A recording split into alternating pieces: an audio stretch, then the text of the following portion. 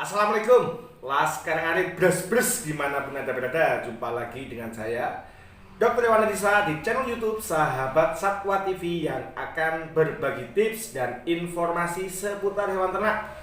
Laskar Ngarit, ada 5 pertanyaan dari subscriber yang masuk ke kolom komentar yang hari ini akan kita bahas. Apa saja? Yang pertama, untuk mencetak induk dari pedetan agar jadi indukan super, pedetan ini dirawat biasa saja atau digenjot nutrisi. Yang kedua, apakah benar sapi pindah kandang kebuntingannya menjadi lebih mudah? Yang ketiga, untuk breeding, apakah efektif menggunakan pakan fermentasi? Yang keempat, mitos atau fakta jerami ketan menyebabkan masalah pada sapi. Dan yang kelima, idealnya jarak sapi pada pedet itu kapan? Siap, Laskar Ngarit Bres-Bres dimanapun Anda berada. Buat Anda yang baru nemu channel Sahabat Satwa TV, di sini ada ratusan video yang membahas permasalahan tentang peternakan sapi di lapangan. Jadi silakan like, subscribe, komen, dan klik lonceng untuk mendapatkan notifikasi setiap Sahabat Satwa TV upload video baru. Mari kita bahas satu persatu. Siapa sekarang ada Bres-Bres dimanapun Anda berada? Itu tadi 5 pertanyaan yang sudah masuk ke kolom komentar. Akan saya bacakan pertanyaan aslinya. Pertanyaan yang pertama, Aldi KLI BWI. Mantap dokter, selalu nderek sinau. Pak dokter mau nanya, apabila kita mau bikin indukan dari pedet, lebih baik digenjot nutrisi atau dirawat biasa saja agar bisa menjadi induk yang bagus. Semoga bisa dibahas the next video. Terima kasih. Mas Aldi KLI BWI. Jadi untuk mencetak pedetan super, indukan super dari pedetan gimana? Jadi Laskar Ngarit terkait dengan indukan super yang akan menurunkan anakan super, maka ini adalah ada di ranah genetis. Ada di ranah genetis yang dibawa seekor induk, Laskar Ngarit. Tetapi bila pertanyaannya untuk mencetak induk yang sehat, maka tidak perlu kita berlebihan memperlakukan si pedet. Artinya Laskar Ngarit cukup memastikan bahwa yang pertama, pedet sejak usia 2 bulan sudah diberikan obat cacing. Selanjutnya diulang 14 hari setelah diberikan obat cacing. Itu pemberian obat cacing. Lalu diulang setiap 3 bulan sekali obat cacingnya. Lalu pedet ini jenengan berikan makanan hijauan saja cukup. Hijauan, selama porsi hijauan itu 10-12% kali berat badan merupakan porsi hijauan per 24 jam Laskar Ngarit. Nah, Laskar Ngarit selain hijauan, peternak bisa memberikan pedet ini comboran atau bisa menggunakan produk prebiotik E4 atau bisa memberikan tetes tebu. Tetapi saran saya jangan digunakan secara berlebihan. Selama pedet Anda sehat, bebas cacing, hijauan saja sebenarnya sudah cukup Laskar Ngarit.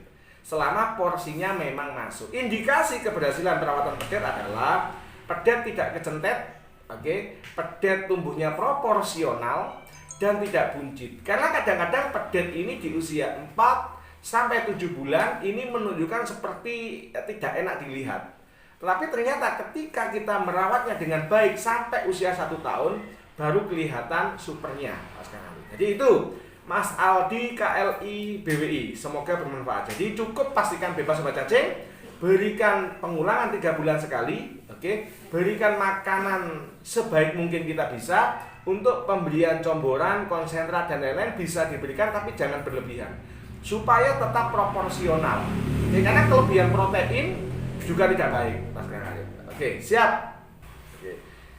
Pertanyaan yang kedua dari Zidan Mabruri. Assalamualaikum Pak Dokter. Waalaikumsalam. Salam beras-beras. Mau tanya dok, apa benar kalau sapi bunting pindah kandang, buntingnya jadi muda lagi? Tidak benar Mas Zidan. Jadi itu adalah salah satu mitos yang tidak benar. Jadi ketika kita beli sapi bunting 5 bulan dipindah kandang ya tetap 5 bulan. Ketika kita beli sapi 7 bulan pindah kandang ya tetap 7 bulan. Nah, ini kadang yang dimanfaatkan, mitos ini kadang dimanfaatkan oleh para penjual untuk menyampaikan begitu di kandangnya penjual dibilang 7 bulan, tapi sebenarnya dia baru saja dikawinkan. Dijadikan alasan bahwa pindah kandang itu menjadi lebih muda usia kandungannya. Oke, siap. Pertanyaan yang ketiga, LK Jaya Farm. Saya singkat karena pertanyaan panjang. Assalamualaikum dokter. Waalaikumsalam. Terkait pakan sapi breeding, apakah aman jika kita menggunakan pakan silase, fermentasi, atau complete feed kering, bukan combor? Tolong dijelaskan plus minusnya untuk kami. Oke, siap Mas Kang Arif. Kalau saya adalah tipe dokter yang menyukai peternakan konvensional, yakni mengutamakan hijauan, maksud saya rumput hijauan ya. Tetapi dalam perkembangannya, bila populasi kita semakin banyak, kadang di musim kering kita sulit memberikan pakan yang cukup, sehingga yang terjadi adalah kondisi body conditioning score itu turun, sehingga akan ada pergeseran sulit birahi atau sulit bunting ketika sudah masuk masuk kondisi sulit hijauan. Maka dilakukanlah alternatif tambahan silase, fermentasi jerami, atau lain-lain. Jadi terkait dengan pertanyaan ini, saya akan menjawab bahwa hijauan tetap jadikan makanan pokok. Begitu sulit hijauan, maka fermentasi, baik itu silase, fermentasi jerami, ataupun diberikan konsentrat yang kering, itu bisa ditambahkan untuk menjaga kondisi agar tidak drop. Karena memang ini signifikan.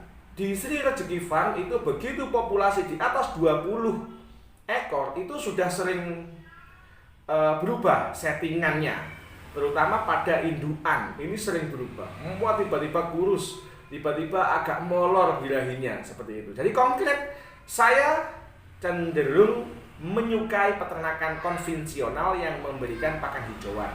Bila di musim sulit hijauan, jenengan bisa memberikan alternatif. Silase boleh diberikan, fermentasi jerami boleh diberikan.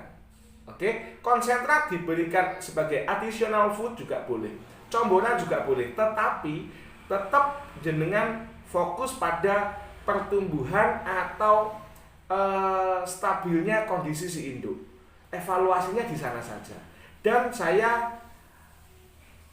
kurang sepakat pada penggunaan fermentasi yang jangka panjang. Jadi bila kita bisa mencari rumput, maka tetap gunakan rumput. Terutama bila kita ternaknya long term, 5-10 tahun ke depan. Itu jawaban dari saya. Oke, pertanyaan yang keempat, Ciluk Bakilok. Tanya Pak Dokter, mitos atau fakta tentang jerami padi ketan, bekatul beras ketan, air cucian ketan bisa fatal bagi kesehatan sapi, bisa melembung perutnya, bisa mati, bisa mengeluarkan lendir atau ngiler. Mohon penjelasannya dan kefaktaannya. Begini, saya pernah menanyakan ini pada senior kami di sebuah forum, dan memang belum ada penelitian tentang efek negatif dari jerami ketan, bekatul ketan, air cucian dari ketan. Belum ada penelitiannya tentang efek negatif. Lalu saya pernah bertanya pada teman saya yang beternak, bagaimana tentang penggunaan ketan? Dia bilang tidak ada masalah penggunaan dari produk ketan ini. Oke, dari hasil penelitian tidak ada efek negatif, Mas Kenari. Di lapangan pun tidak ada efek negatif. Tetapi jika berkaitan dengan ngiler, kembung, tidak mau makan, masalah di lambung, ini semua pakan selain hijauan bisa menyebabkan masalah ini. Tidak hanya ketan, tidak hanya produk turunan dari ketan.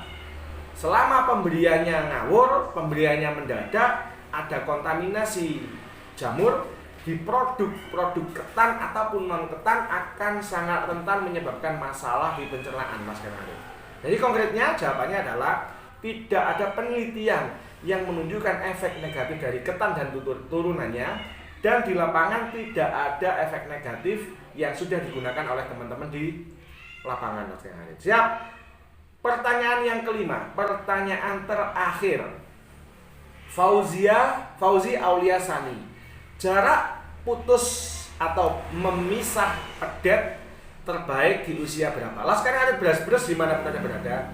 Pedet pertama lahir yang berfungsi adalah lambung satu, yakni dari esophageal groove masuk ke dalam apomasum.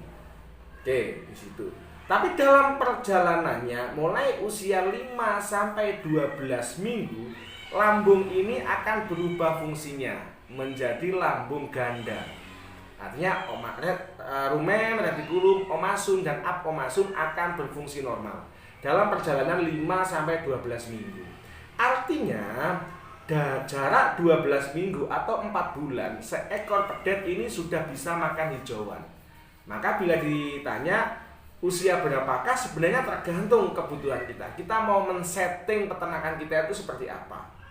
Jadi bisa 5 bulan, bisa 6 bulan, bisa 7 bulan. Yang terpenting adalah bagaimana kita men-setting induk itu segera birahi di usia 40 hari setelah melahirkan, bunting di usia 60 hari, maksimal 90 hari setelah melahirkan. Begitu Laskar Ngarit beras-beras dimanapun Anda berada. Jangan lupa please like, subscribe, komen, dan mohon bantu share video ini agar channel Sahabat Satwa TV terus berkembang. Assalamualaikum warahmatullahi wabarakatuh. Laskar Ngarit beras-beras, semangat.